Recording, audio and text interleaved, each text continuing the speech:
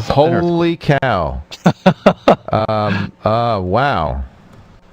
Steve's in Irvine, California. Yes. On the San Andreas fault line. Are you? No. It's wow, it's still going on. Wow.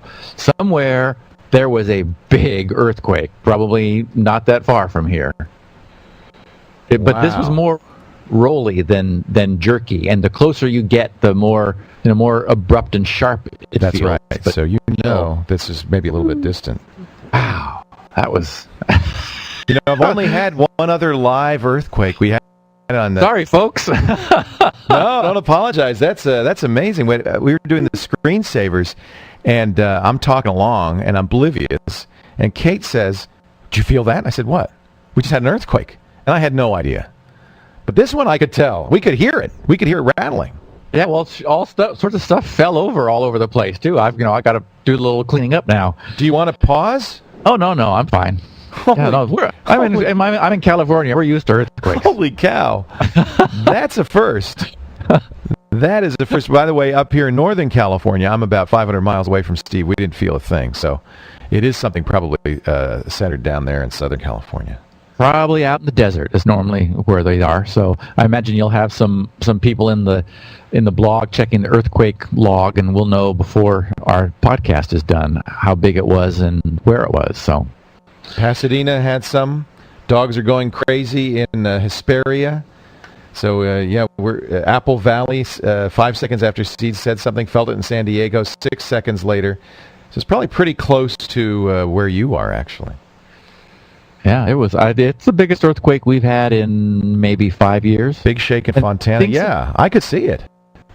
Things have been quiet, actually, so I'm glad to have a little stress relief because you don't want to let them build up too much. You're right. Much better to have something like you just had. Lots of little ones. Yep. Yeah. Wow. Okay. Back to DNS. So, once upon a time, there was actually a single hosts.txt file which maintained the machine.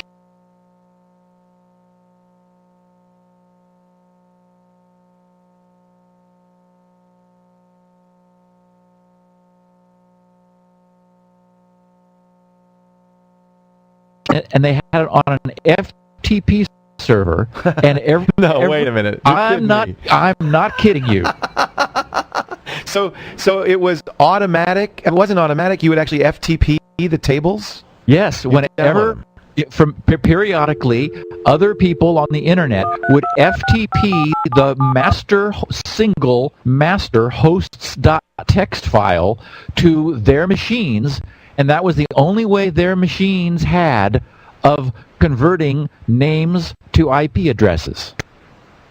Wow. And of course, needless to say, that became rather unwieldy after a while, as changes began happening more often, as the single master hosts file for the internet, became extremely large. So people were running locally the software that would do the lookup, and they would download the tables kind of at will. Well, there wasn't even software that would do the lookup. It's like our hosts file that you and I talk about all the time. It's on their computer, and so their email, their web browser, even before that, their Gopher client, their IRC or their Usenet